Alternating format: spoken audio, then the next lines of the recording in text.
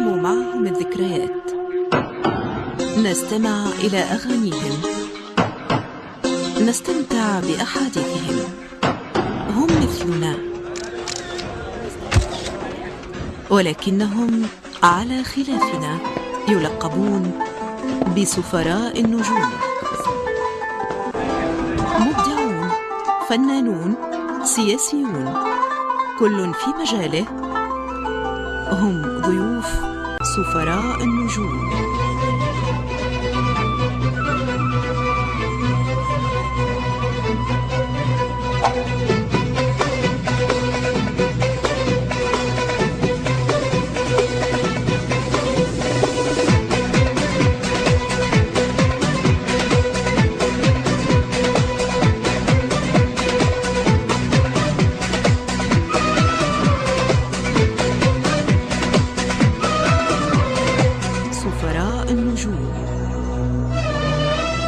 نجدد تحية لكل من التحق بنا في الاستماع على موجات إذاعة الشباب. انتم في الاستماع لسهرة سفراء النجوم مع ألفا وسليتي، وعدد خاص بالقضية الفلسطينية، خاصة بعد القرار الأخير القدس عاصمة للكيان الصهيوني. هذا القرار الذي رفضه الشارع العربي بامتياز، لأنه العرب مؤمنين أنه القدس هي عاصمة لفلسطين، وإن شاء الله لا يسقط الغصن الأخضر من يدنا. ومحمود درويش قال: كيف نشفى من حب تونس؟ أنا نقول كيف نشفى نحن التونسيين من حب فلسطين، وكيف يشفى الشارع العربي من فلسطين. القرار هذا اللي تفاعل معه الشارع العربي، أيضا تفاعلت معه النقابات، تفاعلت معه مختلف المؤسسات والهيئات العربية، بما فيها اتحاد المنتجين العرب. اتحاد المنتجين العرب اللي قرر أنه يكون فما يوم تضامن تلفزيوني مع الشعب الفلسطيني ومع القضية الفلسطينية. سعيدة أنه ينضم لنا على الهواء خالد ندى، المستشار التنفيذي لاتحاد المنتجين العرب. أهلا وسهلا بيك. اهلا وسهلا بيكي، واهلا وسهلا بكل المستمعين.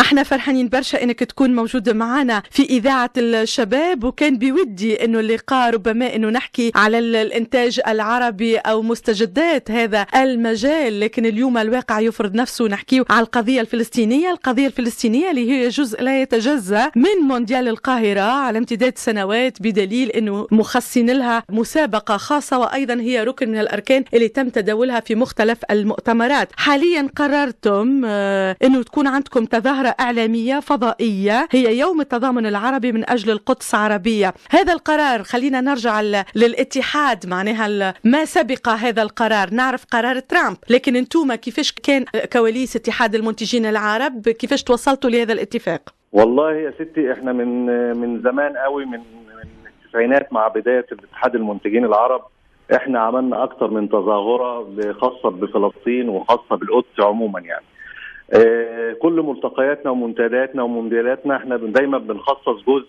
لفلسطين وللقضيه الفلسطينيه عموما. الدورات السته الماضيه من المونديال كان كل سنه بنعمل ملتقى لاعلام المصري الفلسطيني لابراز القضيه الفلسطينيه، وبنقول ان احنا فلسطين موجوده على الارض، وان القدس عربيه، وان القدس هي عاصمه فلسطين الابديه. عملنا قبل كده يوم التضامن مع القدس، كان بث مشترك مع حوالي 140 قناة فضائية هم أعضاء الأمانة العامة للبث العربي المشترك. ولما طبعا سمعنا القرار بتاع ترامب اللي هو القرار اللي كل العالم رفضه، قلنا لازم نعمل يوم تضامن في بث فضائي مشترك عربي، يكون فيه معظم القنوات العربية بتقول في يوم واحد في ساعة واحدة كلمة واحدة: وطن واحد وإعلام واحد من أجل القدس. القدس عربية، القدس عاصمة فلسطين الأبدية، القدس عاصمة كل الدول العربية، واحنا كلنا مع فلسطين قلبا وقالبا، واحنا فدى القضية الفلسطينية، واحنا دايما موجودين. جزء من أعلامنا دايما جاهز، لأنه دايما بنقول ان فلسطين موجودة، وان إسرائيل أصلا لا توجد ما بيننا، وان وجودها ان أوروبا هي اللي جابتها عندنا هنا، وعلى أوروبا انها تاخدهم تاني زي ما جابتهم عندنا أرضنا العربية المقدسة.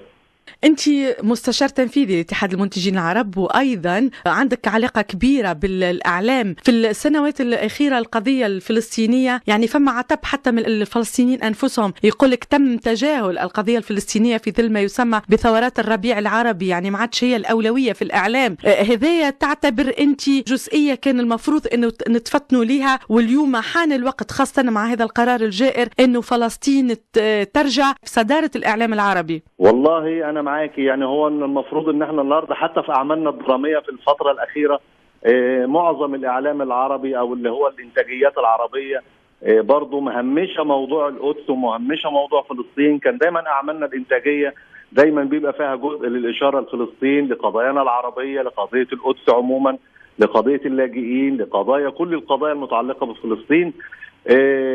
لكن ان شاء الله اللي جاي احسن، واللي جاي ان شاء الله هيبقى فيه قرارات جديده وانتاجيات جديده بتتكلم عن القدس وبتتكلم عن القضيه الفلسطينيه عموما وقضايانا العربيه عموما. وهيبقى فيه اهتمام في الفتره اللي جايه دي، هيبقى فيه نشاط مكثف مع المنتجين اذا كانوا منتجين برامج او مسلسلات او افلام، انهم يشيروا للقضيه الفلسطينيه. دايما لازم تكون موجوده امام اعين العالم في كل لحظه في اعمالنا البرامجيه التلفزيونيه. إن شاء الله هذا أكيد يتحقق على مستوى 17 ديسمبر. نرجع لك للتاريخ هذايا باش يكون فما بث موحد وكلمة واحدة كما قلت أنت. إن شاء الله باش نعيش على وقعه اليوم هذا خالد ندى إن شاء الله بإذن الله يوم 17 بث مشترك عربي فضائي، أكثر من 100 قناة فضائية عربية هتقول في يوم واحد في ساعة واحدة بكلمة واحدة: وطن واحد وإعلام واحد من أجل القدس. القدس عربية، القدس فلسطينية، القدس للعرب وليست لأي حد آخر. إن شاء الله يتحقق هذا السلام لأرض السلام القدس، وإن شاء الله تبقى القدس عروبتنا كما قال مظفر نواب.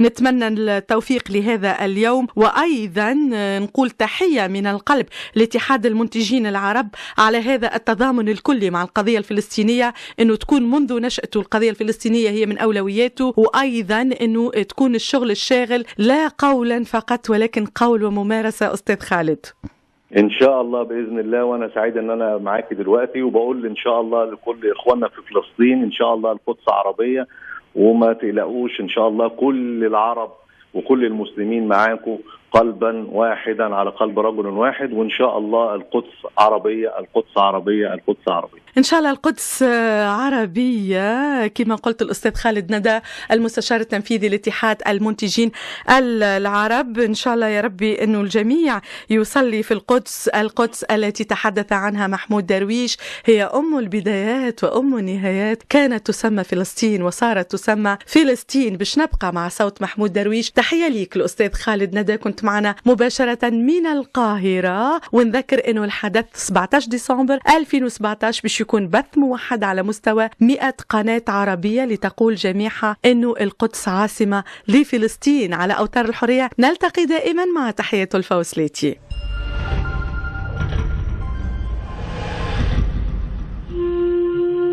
نتقاسم معهم الذكريات، نستمع إلى أغانيهم، نستمتع بأحاديثهم. هم مثلنا ولكنهم على خلافنا يلقبون بسفراء النجوم. مبدعون، فنانون، سياسيون، كل في مجاله. هم ضيوف سفراء النجوم.